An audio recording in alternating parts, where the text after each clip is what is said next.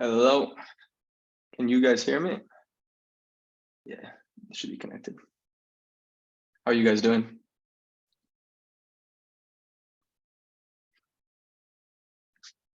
Fucking freezing in here.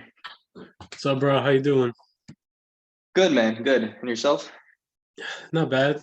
Busy as hell, but not bad. Good, good. 3 a.m. Anthony, damn. Commitment, attaboy. So, Yeah. Today's call, I saw through lots of your messages, once again, through everyone I've been answering, there seems that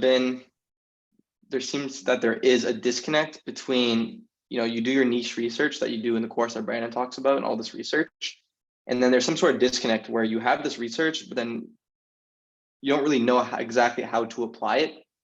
And that's what we're going over today, which is essentially customer avatars. So first 30 minutes of this call, I'll teach you guys and go through again more of this customer avatar stuff, made another presentation, some resources for you guys to use. And it should help a lot because with most of your ads that I'm seeing, like I was saying, you have your research, but then your ads kind of all over the place. And so that's kind of what we're addressing now, because you know how to do their niche research. That's pretty straightforward, and what you got to look for, what questions to ask, because Brandon goes through it, in the course. The issue then is, how do you guys use that on the day-to-day basis when creating your ads? Most of you guys probably aren't even looking at the niche research sheet when creating your ads, and you're just going off your head. And this is a big issue, because no wonder why you're not going to get sales if your messaging is off. So the whole point of customer avatars is that you have this sheet, you use your niche research to build out this customer avatar sheet that you use every single fucking time you create an ad or piece of content. And I'll show you just how powerful it is and why it makes it so much easier when we go through this. So yeah, I'll just go ahead and start instead of waiting for more people to join. Once again, lucky you guys. If you guys have any questions, whenever, just feel free to interrupt me and start asking questions either in the chat or with your mic, whatever. Interrupt me whenever to ask the questions, because it's a small group. You guys are able to take advantage of it, right? There's not going to be any wait times. So it should only take like 30 minutes, I think. And then the next 30 minutes, the second 30 minutes, we always be answering questions about it, and anything else you guys got questions on. So I'm just gonna go right into it. Share my screen. Got it. Can you guys see the screen? Yeah. Awesome. So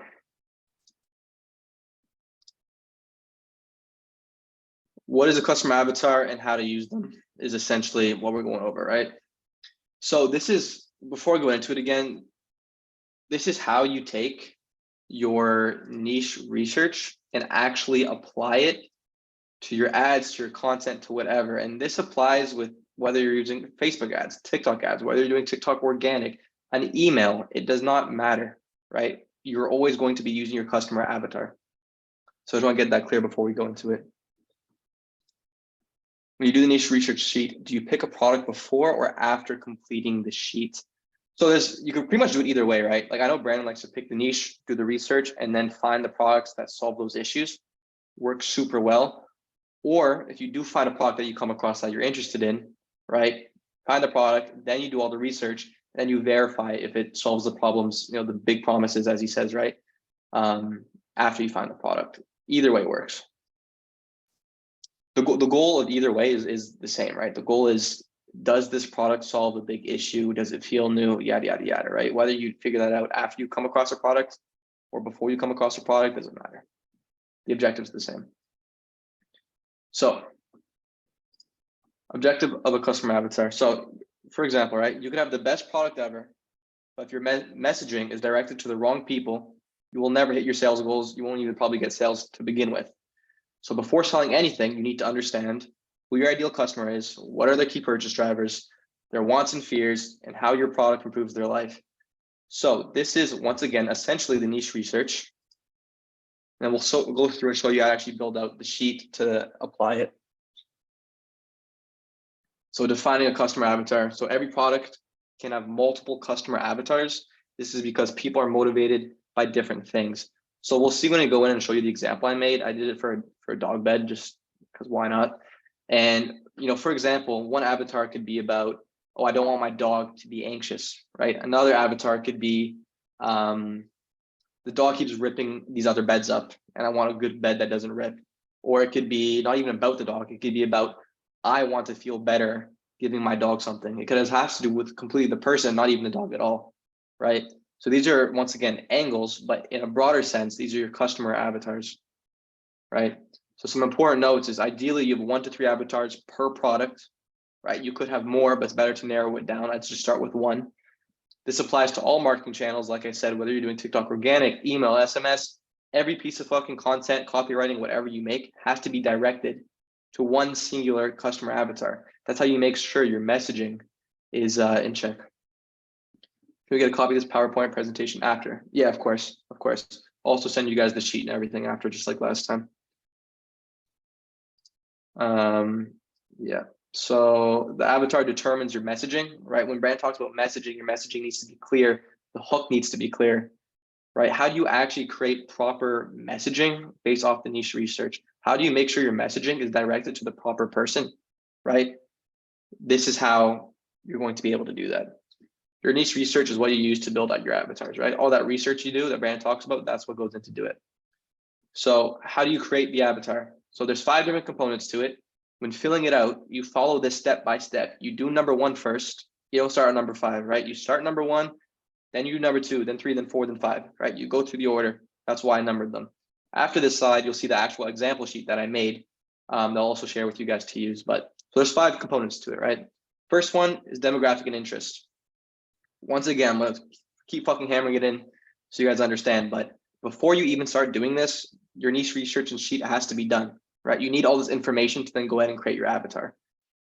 The research is the most important part of this. The avatar is the most important part of finding success in drop shipping, whatever, any kind of marketing, right? And it's so boring. Like, it sucks. Like, doing customer avatars, doing the research is so fucking boring, and it absolutely sucks. The good news is, once you do it and you do it right, you never have to do it again for that product, right? Because there's only so many avatars. And once you go in and figure out the proper avatar, right, you don't have to go in and change it anymore. So it sucks, it's super boring, but doing this work and doing it really well will make creating the ads, content, whatever, way, way easier. Once again, if there's any questions, because I know I talk really fucking fast, just interrupt me, send it in the chat, whatever. So the 5 parts. First one, demographic and interest. Age, gender. Are they married? Do they have children? Where are they? What are their jobs? What education level do they have? How much income do they make? What's a quote that they resonate with? What are some other brands that they like? What are some blogs that they read? What are books that they like? The list could go on and on and on, right? The key ones, obviously, age, gender, location. I'd say income is another very, very key one, but as many as you can, right? Anything having to do with demographic and interest, you want to put down, what is this customer avatar interested in? And now let me take a step back to make it clear, right?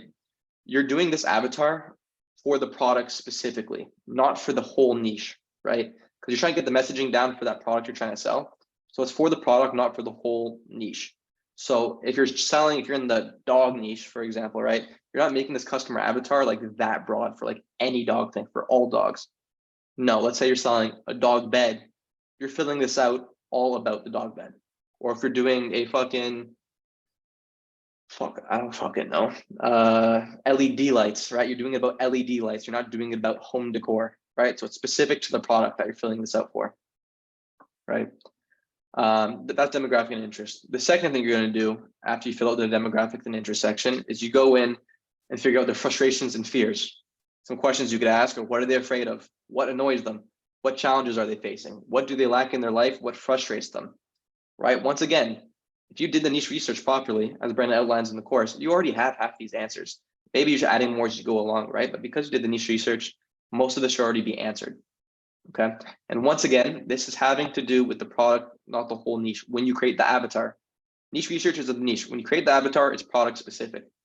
So what are they afraid of? If we're talking about the dog bed example, you do your research. Well, why do people buy dog beds, right? You're reverse engineering. Why do people buy dog beds?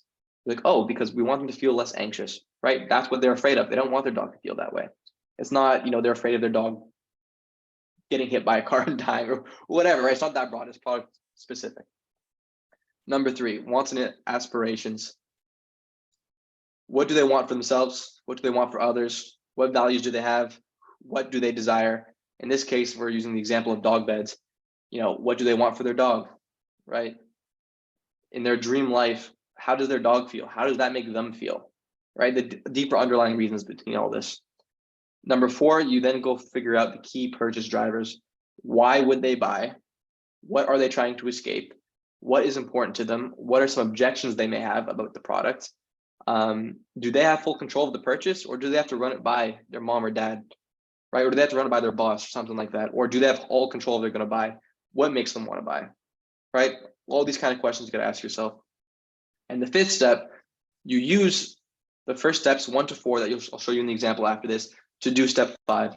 Now, step 5 is where the magic happens, because this makes creating your messaging in your ads so easy and extremely accurate towards your ideal customer, right? And once again, when you're filling this out, you're trying to think of that. You're trying to put yourself in their shoes. And whose shoes are you trying to put yourself into?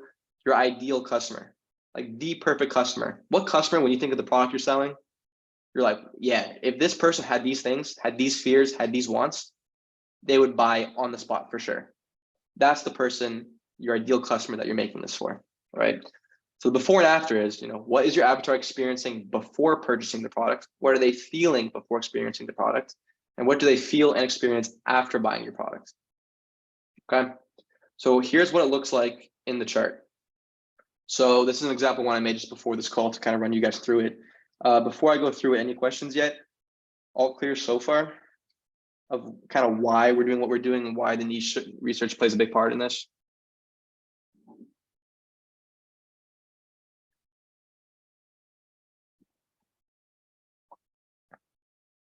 Okay, no questions so far then.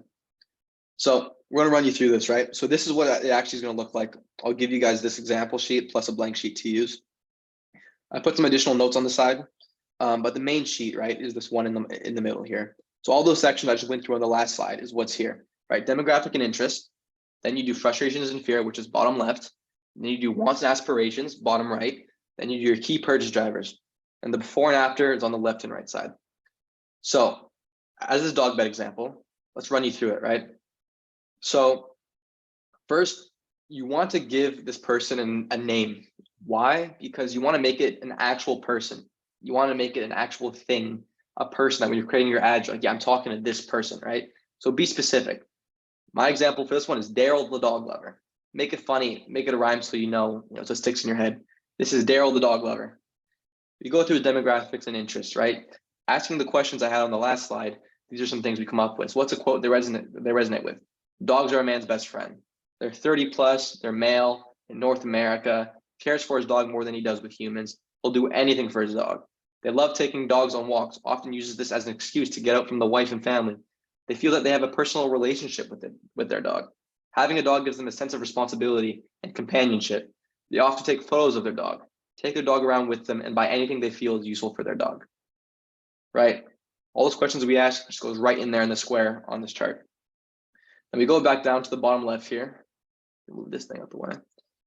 Their frustrations and fears, right? Daryl is frustrated with his dog being lonely when he's at work, his dog being anxious, his dog constantly ripping his dog beds. Once again, product specific. This is an example for a dog bed, right? Not for the whole niche. Daryl's afraid of his dog getting older, his dog getting sick/dying, his dog not being as healthy as it should be due to his lack of care. These are all what he's afraid of, right? Some fears and frustrations. I didn't put in the research on the fucking dog beds for this, right? This is just off the top of my head. When you're doing it, you take the niche research, the research you actually did, and that's what fills these blocks out. Then you head down to the bottom right, wants and aspirations. As an example, Daryl wants to make sure his dog is always super happy and healthy.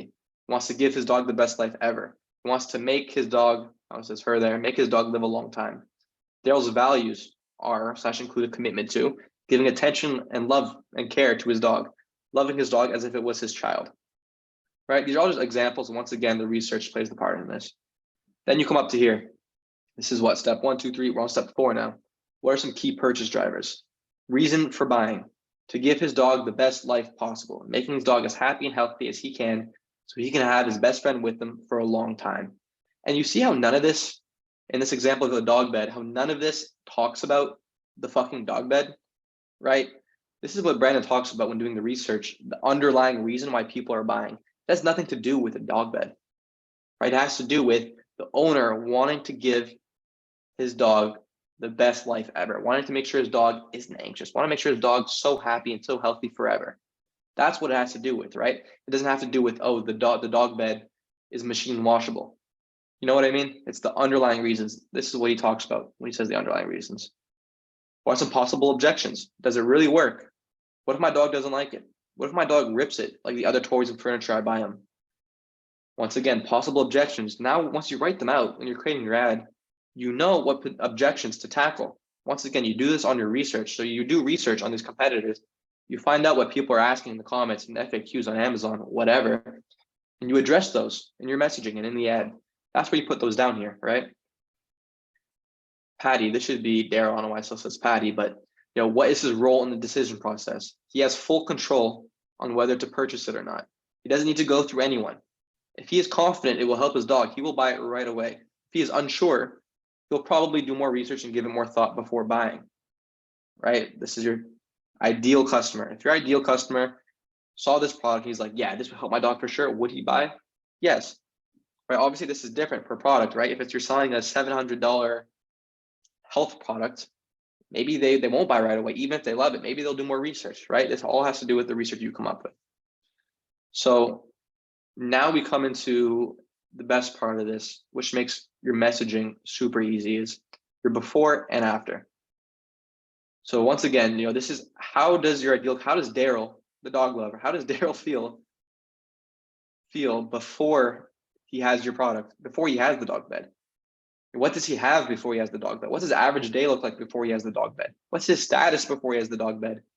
Good versus evil is essentially, what he has right now, but he wants it to be better, right? That's kind of what the good versus evil part is here. I should probably a better name for it, but that's what that is. So, how or what does he have, right, before they buy your dog bed? He has a dog that's anxious when he's not home. How does he feel before he has the dog bed? He's sad that his dog feels this way. What's his average day look like? He goes to work and on his way home, he's excited to see his dog. What's his status? He's just an average dog owner. Good versus evil. He wants to give their dog the best life, but feels deep down like he could be doing more, right? So these are all the underlying reasons that you find during doing your research on your ideal customer. So then after, now you flip it, right? What's he feel? What's his average day like after he gets your dog bed product? So now that he has your product, he has a dog that isn't anxious anymore when alone. How does he feel? Or how does his dog feel, after you have the dog bed now? Happy that he gave his dog something that truly helps him. What's his average day look like now? Well, now on his way back from work, he feels comfortable that his dog didn't have to spend a whole day feeling anxious. What's his status now? Well, now he's a great dog owner, doing everything he can for his dog. And the good versus evil, he feels like he's the best dog owner ever. Happy dog equals happy Daryl, right?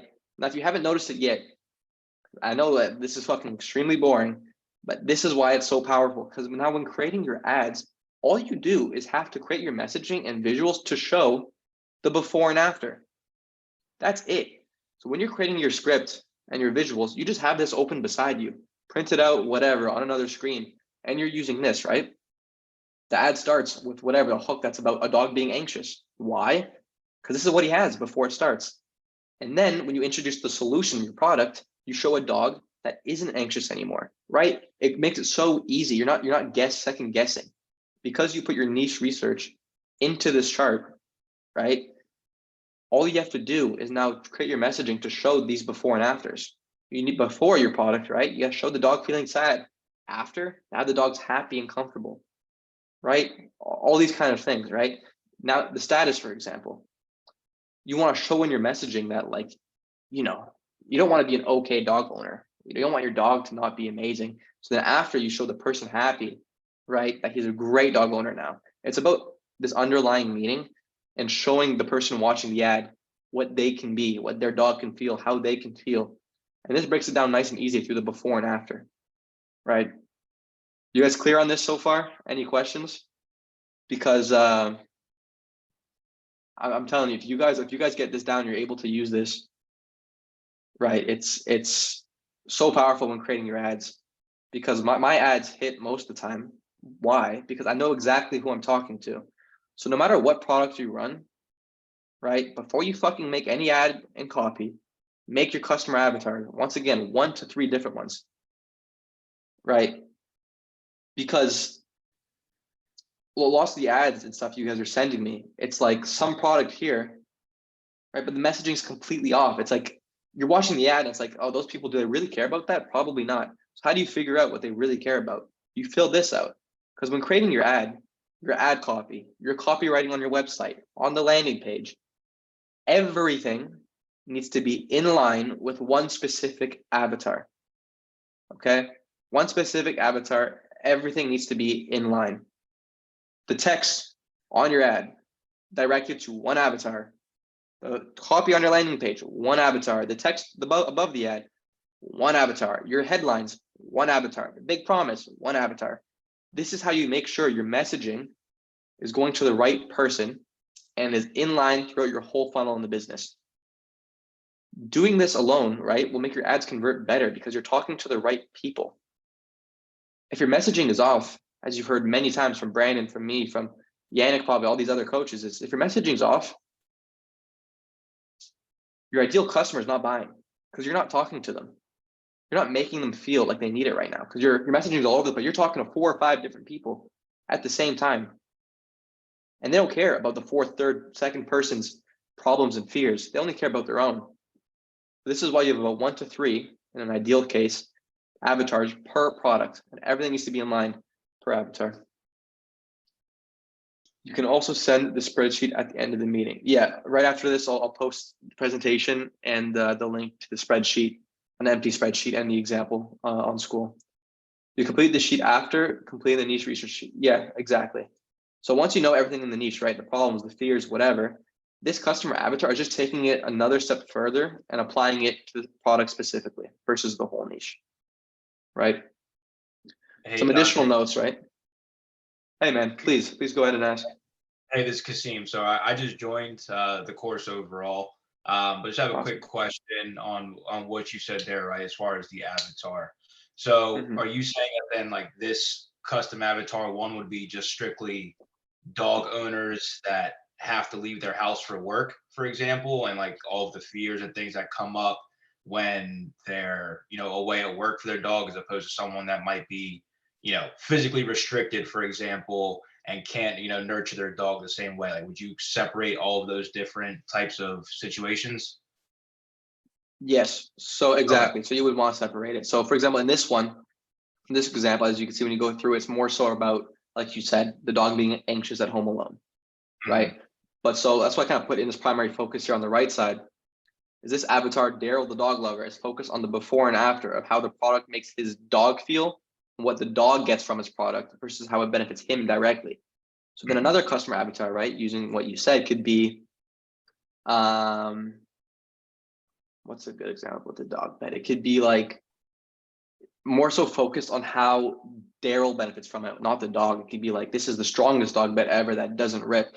And this makes Daryl feel like he's not wasting any more money, right? So it's a completely different set of fears and frustrations and whatever, because that reason is different. Got it. Yeah. Thank you. No problem. And just as a side note that I forgot to mention on the slideshow, I could add it in after, is each avatar you have per product, whatever, give it its own name, right? So this one might be Daryl the dog lover, other one might be Bob the dog owner, whatever, because create a funny name that sticks in your head. This way, when you're creating your ad copy, you're creating your ad, your messaging, whatever, you're telling yourself, oh yeah, this ad is for Daryl, this ad is for Bob, this ad is for whatever, this avatar specifically, right? That's how you keep your messaging in line. If you're having like 1 to 3 different avatars, you test the ad copies as headlines as creatives, see which one hit, adjust the product page. Like one avatar will be a different ad set in your testing campaign, and just depending on what hits the best. Yeah, exactly. So like angles and avatar are similar, right? Because usually the separate ad sets or whatever you're testing, right, would be separate angles. And angles are very similar to the avatars. However, right, there could be many angles within one avatar, right? So if you want to do your first test, if you're just launching a product and you want to test, okay, I'm gonna do the 3-4 different avatars first, and see which avatar works the best, and then dive deeper into the angle testing, that's fine. Or, maybe there's only, like, because you guys are just starting out with this, right? Most of you probably have never done the sheet before. You want to make sure you just nail one avatar very well versus like creating 4 or 5 different ones, right? Like it says ideally 1 to 3. If you're able to, keep it down to 1 and focus on the one first. So answering your question more directly, if you were launching a product, for example, I would stick to one avatar to start. You make your 2, 3 different avatars, one avatar, whichever avatar you feel is like, yeah, this is probably the person most likely to buy my product. Stick with that one, and then follow the same testing as you would usually with like 4 different angles and whatever. Then if all 4 of those angles are terrible or whatever, and they all have terrible metrics, it could be the product, it could be the customer avatar, so then you could test in the separate customer avatar, right? It all depends on what you want to test first. But ideally, I would just stick with the one avatar that you think is best, nail that avatar down, nail the sheet down, put all the effort into getting this one avatar right, and then launch with the one avatar that you're super confident in versus like testing 2, 3 in the second and third. You're like, it could work, right? Just focus on the one that you're super confident in.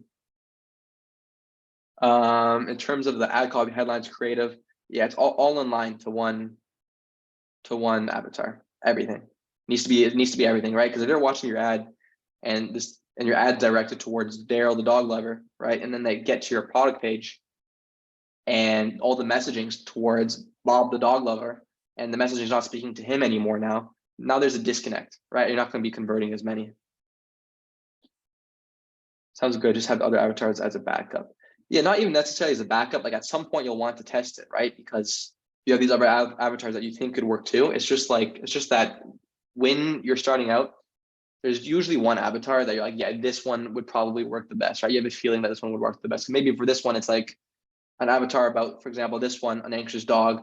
The other one's about a dog bed that rips. And the other one's about how the person just wants to feel better as a dog owner, right? Maybe it's those 3.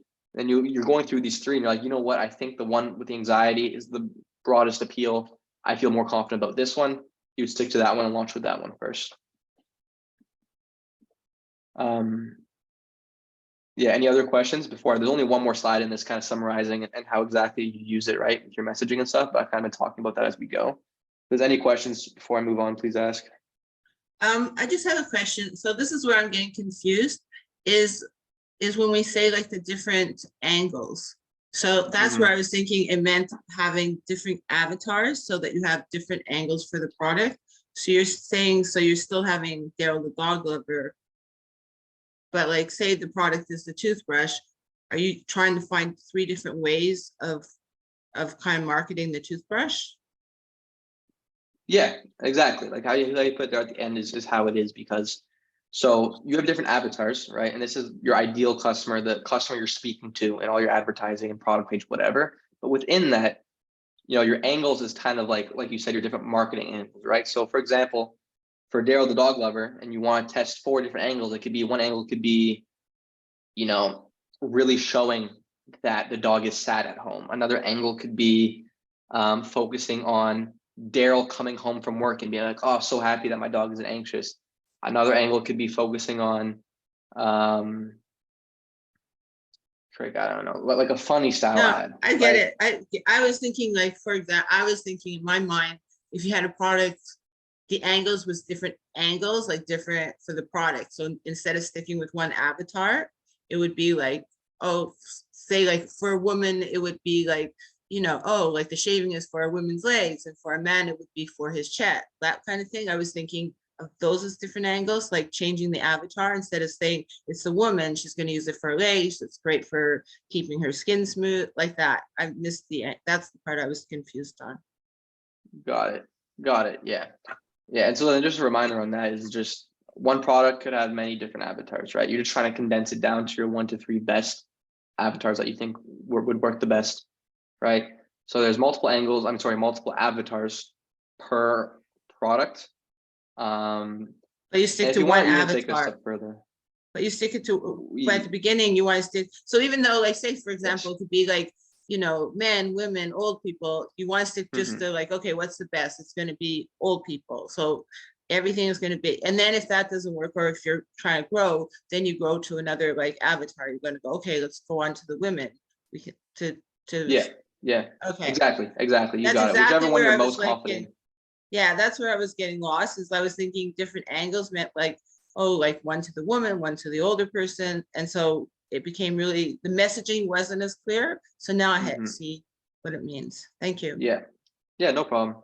And so, yeah, just to take that a step further, right, when you're creating your different ads, right, to test all of these, all of the different angles that you're testing when launching for whatever product it is, all follow one specific avatar at first, right? Because you want the different angles is right. There are different ways you could portray the products, how you can make them feel in the ad, different kind of, angles, different kind of ways you can make your advertisement.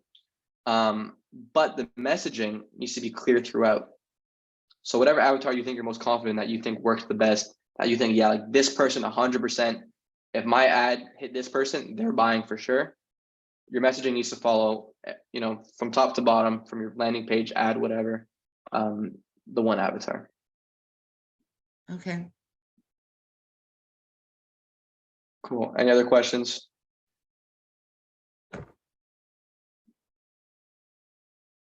People are joining in late. Sucks.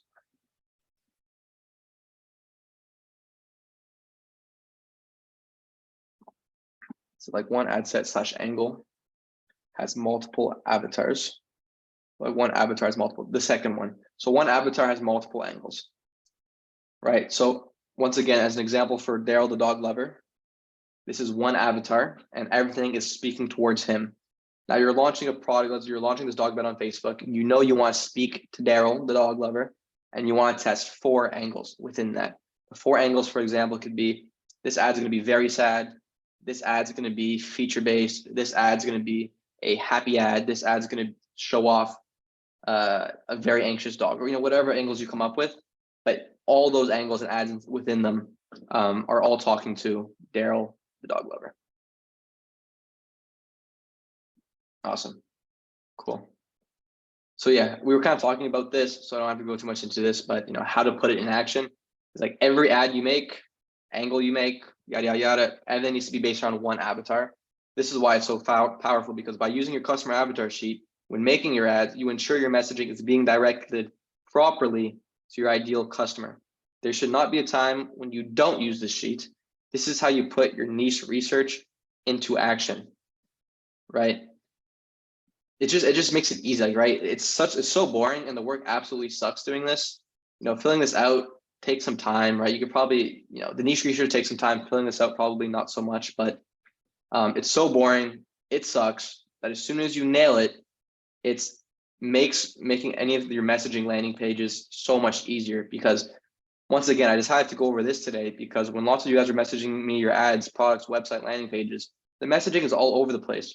You're talking to 10 different people. So obviously you're not converting, because if Dale the dog lover sees your ad and he's interested in his dog that's anxious, but then right after you mention anxiety, you mention a dog being sick or something like that, now you just lost him. He doesn't give a fuck anymore. You're not talking to him, right?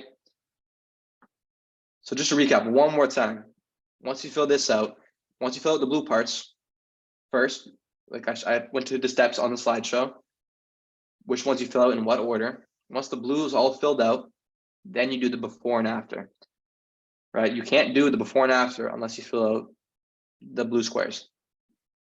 Using the before and after when creating your landing page, ad copy, ads, is how you create your script and visuals, and messaging being exact, because it tells you what to do.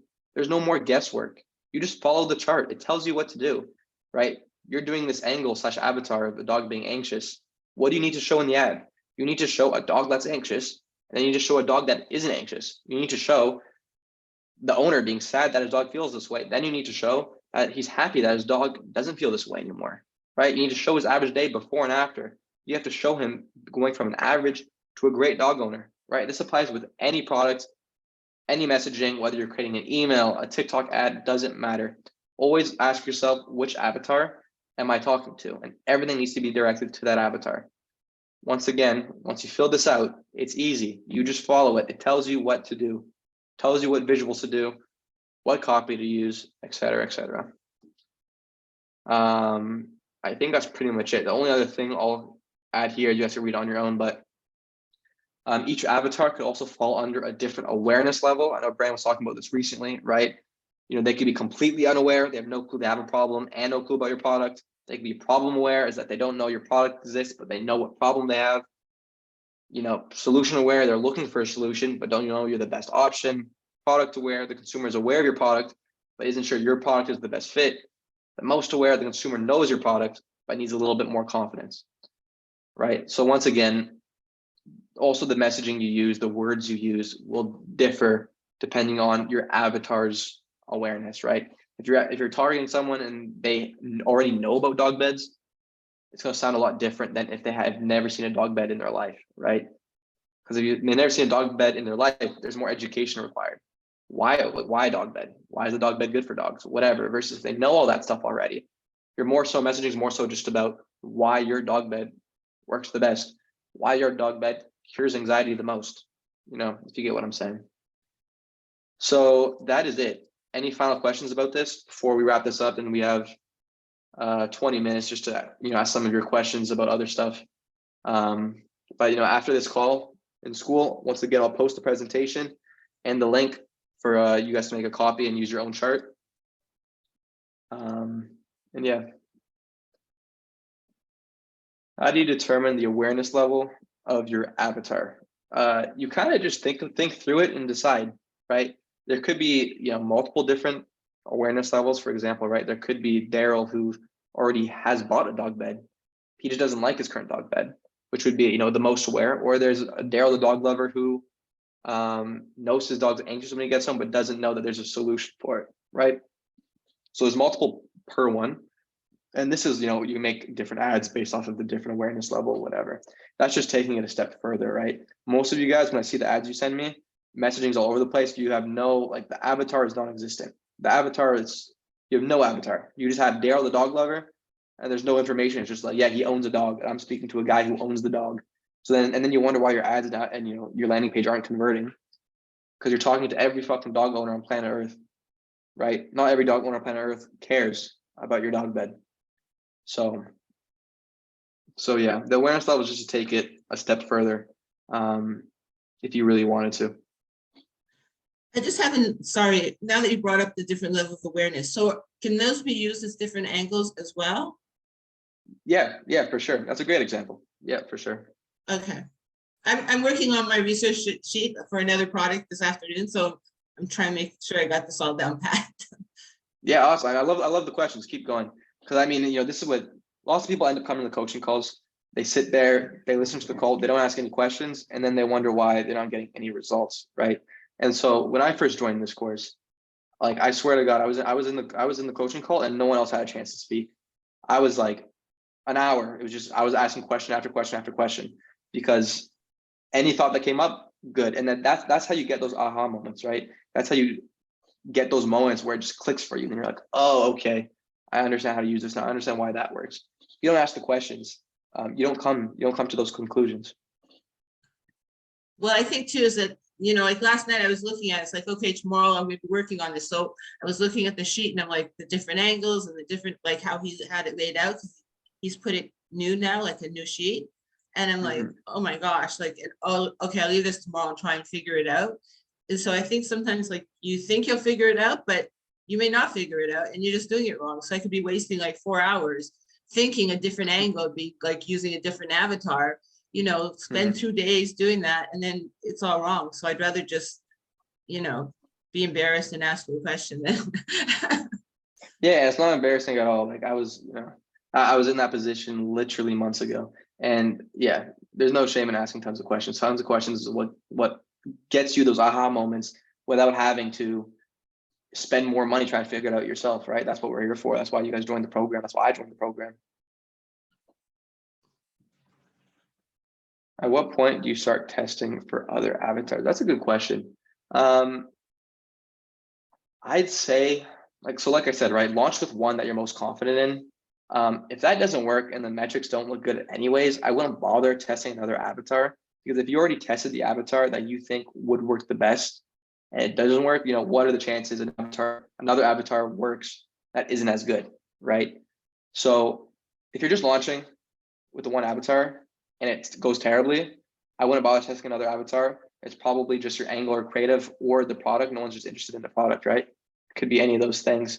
So when I would start testing for another avatar is once you already have one that's working, right? If you're already spending money on an avatar and you know it's working and you want to scale further, that's when you go ahead and start testing more avatars, because then you reach a new audience, right? You're speaking to a completely new audience, right? And let me just, one avatar could take you all the way from $0 to 100 million, right? Like if your avatar is broad enough, you speak to enough people, right? This could take you only ever need one avatar. But if you want to scale further and you feel like your messaging may be very limiting on one avatar, then that's when you sort of start testing another.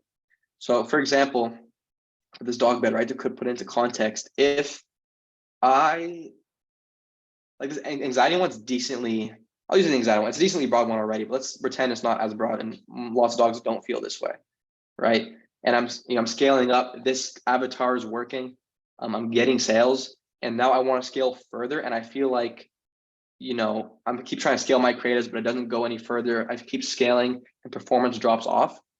Or say, okay, let me add a new person, a new avatar into the mix. Let me speak to a new audience to capture another audience and get them to buy. So that's when I would start testing for other avatars. So I wouldn't bother testing, right?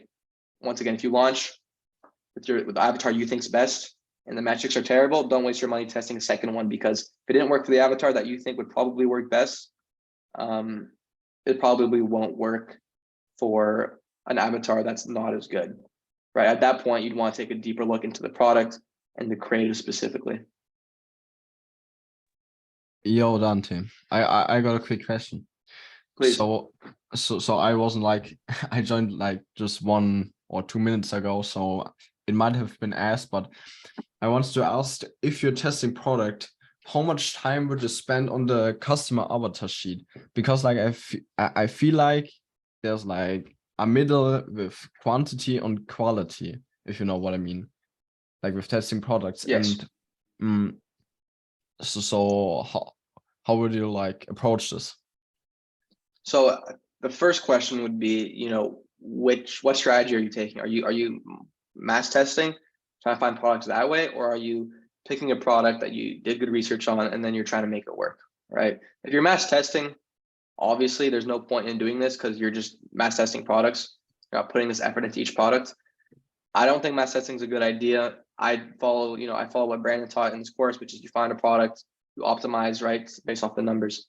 So in this case, assuming that that's the, what people are doing, you always have to do your niche research. So assuming you have your niche research done, right, which needs to be done, you go through what Brandon does in the course, you finish that, then filling this out doesn't take very long, right? If you have your niche research, this is maybe 30 minutes, maybe 45, at max an hour if you're really taking your time, right? But it should even take 20 to 30 minutes, because if you have your niche research, right, you have most of the information already, and you're just putting it on the chart to visually have it to do the before and after, right? So in terms of, quantity, quality, I would always use this and always fill this out unless you're mass testing. You do it once for 30 minutes and you have it going forward for all, this product testing and whatever. Okay. So yeah, so I don't launch an ad without this filled out, because I need to know who I'm talking to. I need to know exactly who I'm talking to make my ad and landing page and copy properly. Got it. Thanks. Of course. Are we able to send you the sheet, niche research sheet, and then the ads for review to see if the big content messaging? Yeah, for sure. It's just, I'm going to lack, like obviously when you don't do the research yourself, you don't have the full picture. If you send me the niche research sheet as well, then I probably should be able to get a good idea of it. The only thing I can't really help you out with is, unless I did the research myself, is if your research you did is actually fucking good, right? But assuming the research is decent and good, then yeah, for sure, it should give me enough context to do it. But I don't even think you need to send me the niche research sheet, right? Because if you put, if you use the information in the niche research sheet into this, it should be enough for me to understand. So yeah, feel free if you fill this out, send it over to me and I'll review it. Hey, Dante. But once again, it's something I can't really review too in depth because I didn't do the research myself. But yeah, I can give it a brief run. Sorry, whoever asked the question, feel free. Yeah, so I just wanted to know, so this example, it is more of a problem solution kind of product, right? Mhm. So you can fill out a lot of stuff like what they don't like and what they like. But if you are going with a niche which is more around emotion, like home decor or something like that, how are you gonna Mhm. approach with that kind of niche? Hey, that's a great question. Great question. And the same exact thing will apply. Other than using the problem solution, you would just be more focusing on what they feel before and after, right? So for example, like let's say you have an example of a emotional product of a product like that. Can you give an Yeah, example? so like remember that yesterday when we were talking about that twinkling tree? Yes. Yeah. Good example. Yeah, Great. that if you Right. can take that example and just if you can, yeah. Got it. So the first thing that comes to my head, right? So once again, you always start with the name to create a real person. First thing that comes to my head, vibey Veronica, right? Why does she want this? She wants this because of the vibes. She wants this because it makes her room vibey, right? So you got vibey Veronica, right? What are some quotes that she could associate with? Like obviously you have to do the research, but maybe it's like the vibes are immaculate, or some kind of fucking meme, something like that, right? The demographics is obviously all the same. In terms of what are other interests, she likes twinkling lights. She makes this, it calms her. It makes her feel amazing, right? It makes her feel vibey. She likes to play vibey music during it, right? So the whole thing still applies, right? It's just more emotional based, like you were saying. So, another example could be if we dive deeper into that, like frustrations and fears would be a funny one, right? You gotta get creative, right? So product specific, right? What would she be frustrated about before she has this, right? She'd be like, her room is boring. When her friends come over, it's just boring. It's not vibey. You know what I mean? So the same things happen. It's just all more emotional based for those type of products. So same principles apply. You still fill out the sheet the same exact way. However, my point to that is stick to problem and solution. It's just easier. But if you do come across a product that's more emotional and you feel like it would work well, same thing, right? So before taking the twinkling tree as an example, like you said, what do they have before they have the product? They have a boring room, right? They feel bored, they feel sad, whatever, right? Their average day, they come home from school, she goes in her room and turns on the boring old lights.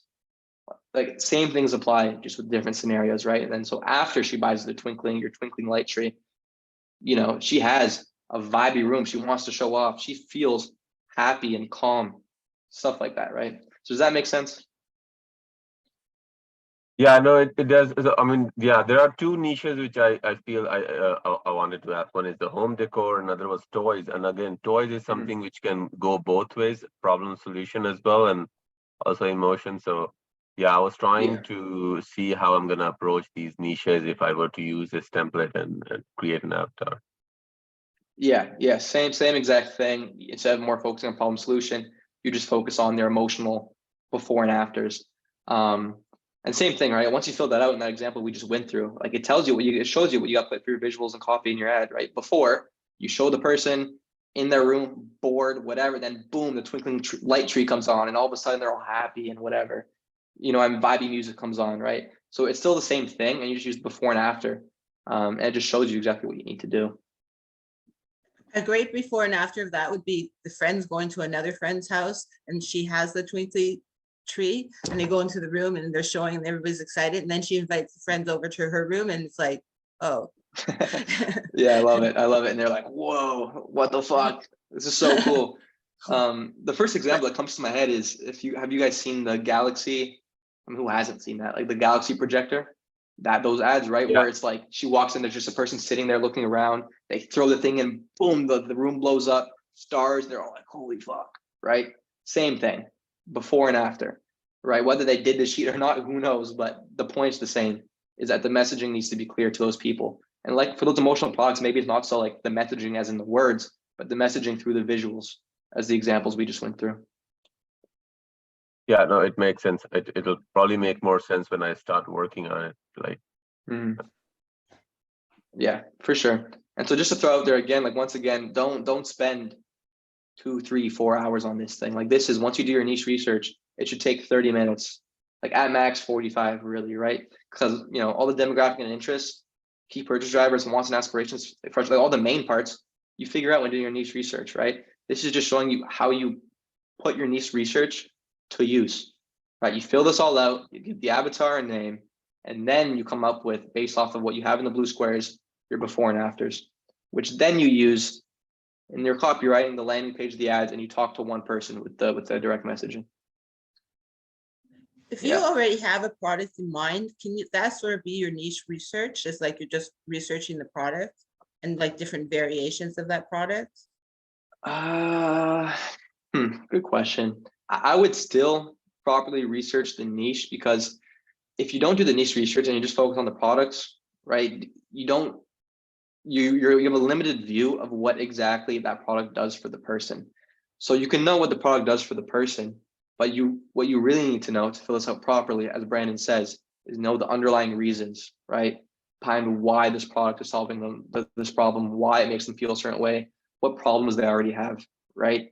And so it's not so with the dog bed example, right? It's not, the problem isn't more so about the dog bed ripping. It's more so about the dog feels anxious when alone. And that's something you'd come across in the niche research, right? Mm. So I'd still follow, like, start with the niche research, as Brandon says. And this is just kind of the second step to, I guess, kind of visualize it and put it down to have a sheet that you use when creating your ad copy, your scripting, your visuals, whatever. Okay. By the way, I joined late, so would you have this sheet in the school as well? Yeah, I'll upload it after. I'll just show you guys a brief preview of the sheet for everyone who joined late.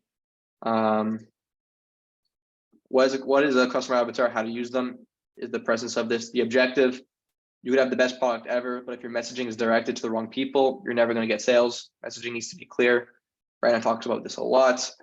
This is what your niche research, when you do your niche research, customer avatar, what you're really trying to find out are, who the ideal customer is, key purchase drivers, wants and fears, how the product improves their life. There's some other simple notes you can see when you go through the slides. This is the steps I was telling you about, how you have to fill it out. First you do this, then frustration and fears, then that, then that, then that. And the text here just, gives you questions you could ask yourself to give you more context to try and, fill out those sheets. Put them in, fill out the blue boxes, before and after, and that's it. So yeah, I'll upload this after, but on Thursdays, usually I think I'm gonna stick to this routine. It's been helping you guys a lot. So throughout the week, you guys message me reviewing and stuff. And usually I see a trend of issues that are happening. That's why I decided to create this, because all of these people's messaging at this point was off, right? Their ad, I'm like, I'm watching an ad for like some product and the messaging talks about something completely different. I'm like, is that really why they want to buy it? No. But they're like, oh, I did my niche research. This could be a possible. I'm like, it could be. Doesn't mean it's the best, right? And so that's when you take the research, put it into action to create your avatars. And that's how you make sure every time you create an ad, your messaging is correct. And if your messaging is proper, speaking to your customer, your ideal customer, you'll start seeing your ads work better. They'll start converting more because you're talking to their fears and wants, their frustrations, their objections, how they feel, not how everyone who has a dog feels, right? That's the main difference. So that is that. So when you do this avatar profile creation, do you do it as sort of a brainstorming with your team, or do you do it by yourself and then, like, I don't know? I just did it myself currently. I mean, like, my team is just me, my partner, and a video editor. And so I did it myself. My partner, I do all the marketing on the business, the front end stuff. And so, yeah, I did it myself.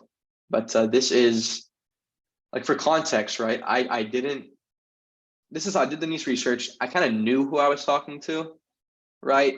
Then a few months back, I came across this from somebody, and I kind of made the sheet, a little better for myself of what I liked. And then I put it to use, and the first fucking ad I made absolutely crushed it.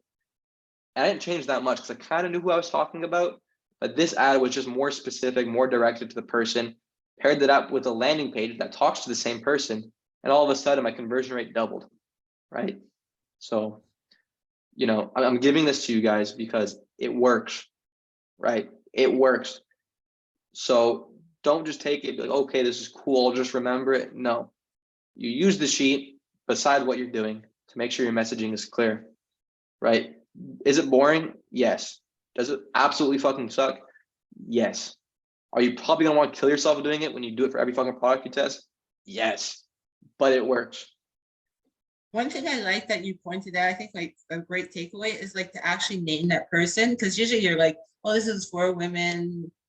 You know, you're making it really general, but the minute, like when you said, like, this is like Bob the dog owner or whatever, suddenly I'm picturing Bob the dog owner, not just Exactly. a dog owner. Yeah. Yeah. The whole point of the name is just like you said, it kind of brings it to life in your head. So you actually picture the person that you're talking to, right? So exactly. Little question, do you know a great website developer? Can't help you there. Sorry, man, I don't. Once you complete the avatar sheet and you've completed your ads and are ready for testing, do you still target a broad audience on Facebook, or should you put in specific interest? No, still broad, always broad.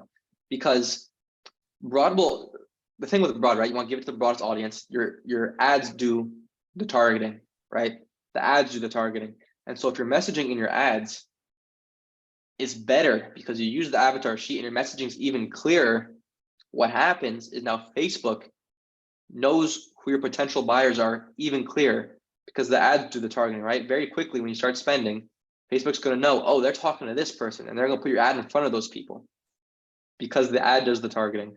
And so the clearer your messaging is in your ads, the easier it is for Facebook to find you your buyers, right? That's essentially how it works. So still broad for sure, 100% still broad. Targeting happens at the ad level on Facebook.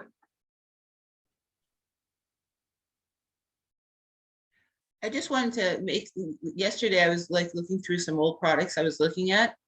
And I just want like people, because I don't sometimes think this way, is that, you know, think outside the box. Like even if you're looking for a product, think what could be that product. Like there's this company and somebody suggested like, oh, maybe we should try this product when I was working with somebody. And the company is called Nutter. And I looked at it and they're selling like this, it's to make you like to blend nuts to make your own soy milk. And they're charging $250. But really, it's just a blender. But now they've made it specific. They called it the Nutter. They can buy it for $35. And as soon as I saw $250, I'm like, they're not going to get this. And yesterday I checked the sales, and in 3 weeks, they made $300,000. Yeah, there you go. And that even has to tie into like offer, right? They didn't just call it a But that's what I mean. blender, They right? got Like, so yeah. specific like, in their whole website, so they knew exactly who they were targeting. Because I'm thinking, who's making their own soy milk? Like, it's not that expensive to buy soy milk, you know, like to get the nuts Yeah, and to yeah, blend them. exactly. And then when I'm looking Exactly. at it, I looked on like, you know, Alibaba, and I'm like, this is a blender. Like they may put Nutter on it, but this is a blender. This Yeah. is the same blender Yeah, that you're buying. And they're charging yeah, $250 exactly. for it. Yeah, that's a really good example. Because like, yeah, especially with a product like that, right? If they talk to the wrong person, they're not getting any sales, right? If their messaging was off, no one's buying that. Like you said, your first thought was like, are people really doing this? Like you could just buy the milk. But you know, because their messaging is so good, talking to those specific people buy. And even like, but even on Alibaba, it's not like advertised. It's like maybe like processed baby food or, you know, and stuff like that. But nobody mentions like, we're going to make soy milk out of this. So they actually saw this, and I guess maybe they're making their own soy milk or something, and then created this product that nobody even knew we needed. Yeah, yeah, exactly. It's very smart. Like another example, that's when Brandon talks about, right, how to find, you know, winning products or whatever. So you find something that's already working for a competitor, understand what problem this product is solving, the underlying reason for it, and then go find another product that solves the same issue, right? That's the easiest way.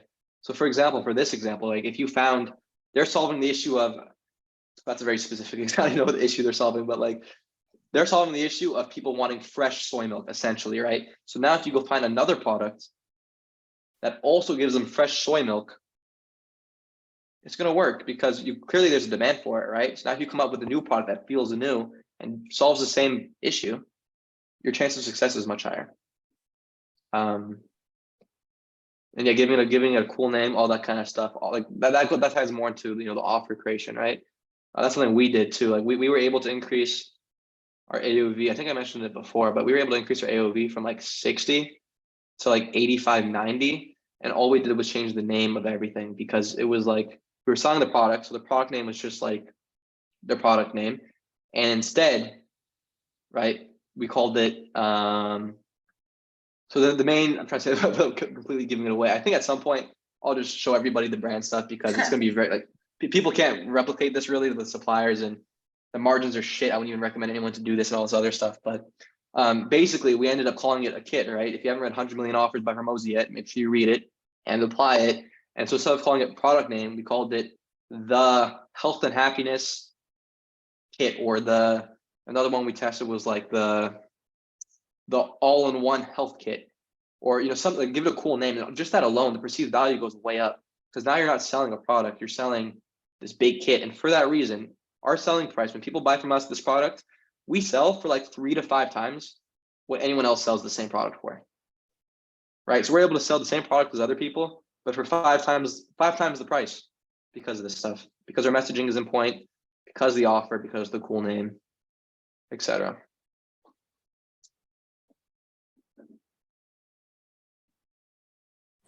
Hi, Dante. I know like time is out, but very last question, a very quick one. Please. Yes, and also like about the case of the dog bed and Daryl, the dog lover owner. So the angle that you're pointing, like the first one is the dog anxious before getting the bed, and also like the after is the dog is happy and isn't anxious anymore. So like when doing the ad, so do you have to point out like what make the dog, like your dog bed, like special? Like what make your dog bed like better than the other, like make the customer want to buy yours instead of the others? And what like help, like what inside your dog bed that help the dog like no more anxious, like something like that? That makes sense. Yeah, do you have to point that it's a good out? question. So like, yes, right, like if you have a product and it's better than others for X reason, you want to point it out, but how you point it out, right, could be completely different, right? It could be you can visually show that it's better because maybe the competitor ads only shows a dog that's kind of fine, feeling fine, and then they show a happy dog. But then yours, you show it's better by having a dog that's like crying and really anxious and then super happy. So you can visually show it better. So you point out it's better visually. Or if it was, on the words on the script, and a competitor for the dog bed was saying, like, this dog bed reduces your dog's anxiety. Obviously, this is just an example. Don't take any of this and use it, but this reduces your dog's anxiety, and then you can come in with the words and point out that it's better by saying, this cures your dog's anxiety forever, right? All of a sudden, it feels new, it sounds better, right? So you're not directly pointing out, you don't directly come out and say, yeah, ours is better than this one because X, Y, Z. You visually show it and you show it in your messaging. Kind of those 2 examples I gave you, if you understand what I'm saying, right? You kind of get creative with it. Yeah, makes sense. Awesome. Definitely recommend 100 Million book by Hormozi. Opens your mind to marketing. Yeah, like I said, I said this last call. If you guys still don't have the book, get the fucking book, read it, and if you understand, like if you just master what's in that book, you're gonna make money. Even if you master what's in that book, everything becomes easier. I've read it like 4 times now, and I still read it I'm still reading it all the time. Dante, what do you think of Italy as a market with all the problems it has, like people not paying with card, only cash on demand? Fuck, dude, that's a good question. I mean, I'm in Italy. I haven't ran anything in Italy. It's not like it couldn't work. Like I see Italian ads all the time, right? Like any market could work. You just have to adapt to that market. Like Kevin and Yannick, right? They use the proper payment processors for the countries they're selling in. Same thing with Italy. You'll just need to figure out what they pay with and use it. If it's, I'm pretty sure they not paying with card, only cash on demand. I don't think that's true. People do pay with card and PayPal and stuff like that. Is cash flow huge here? Yes. So maybe it's harder, but it could definitely still work. Can you show us an example of an ad/ads you've launched yourself for a product with one avatar and multiple angles/ads? to that avatar, so you can see what the messaging looks like. I don't want to show my product to you guys just yet. I probably will in the future. But obviously this call is done now. What I could do next call is kind of just go through Facebook, like find someone who's running something and kind of break down what their avatar would be, if that works. Then that's essentially reverse engineering, right? So we could reverse engineer someone's avatar to figure out why they're doing that avatar. When you bundle, do you stick to the same supplier? I was worried about items shipping separately instead of coming all in one package. Yeah, stick to the same supplier. If products could show up in the same package, much better. Suppliers, obviously, if you're working with a supplier in China, they should be able to find anything. Like they could get whatever from whatever manufacturer, right? So if you found a separate product that you want to bundle together with a different supplier, just ask your current supplier, be like, hey, I want to sell this product too. Can you get it? Chances are they will. Speaking of payments, can this be a future talk about talking about different payment options like TransferWise besides PayPal and stuff? Sure. I mean, probably just message me about that, whatever questions you have, simply because I feel like that topic wouldn't help a ton of people at this time. It's more specific, right? And a little more higher level about like how to manage your cash flow and stuff like that. If enough people want it, for sure I can go through how we manage your cash flow and salary and all stuff like that. If there's obviously not that much need for it, I'm not going to bother making a presentation on it, and just ask me your questions through school or whatever.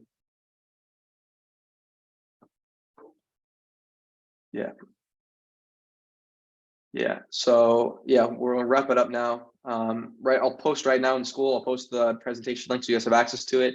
Also, the link for the sheet will be in there. I'll also post the sheet to the link so you have it. You'll just have to make a copy and edit it yourself. Don't rely on the example I made so hard. It was just, I didn't do the research, right? It was just from my head I made it. But yeah, so I'll post that now, and on that post, if this helped you a bit, let me know if it helped you on the post. It means a lot. And I'm gonna plug one more time because I can. I created an Instagram account at timpano.dante, and I'm gonna be posting this kind of stuff, what I do, but more frequently on there because I can, I'm only doing coaching calls twice a week. And so if you want to see kind of the behind the scenes of my business, you don't have to. I'm not selling you anything. I just think it will help. My goal is to help people with this content. So if you want to follow it, follow it. If not, don't follow it. But I am gonna plug it because it should help you guys. Yeah, at timpano.dante. Okay, thanks for joining, guys. I'm gonna post this stuff right now, and I'll see you guys on Tuesday. Thanks for joining, guys. Talk to you soon. See ya.